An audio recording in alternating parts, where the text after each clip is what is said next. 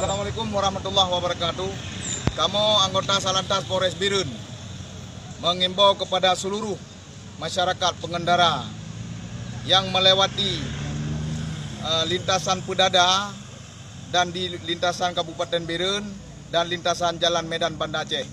Kami imbaukan bahwasanya uronyo na laka lantas uronyo di Simpang Maut Pedada Blang Kubu.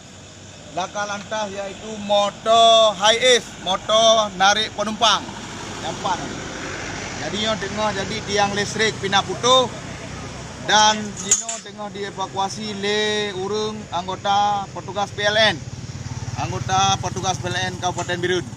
Jadinya motor kalau menjadi ditarik karena mudun dengan menghalang dengan tiang listrik.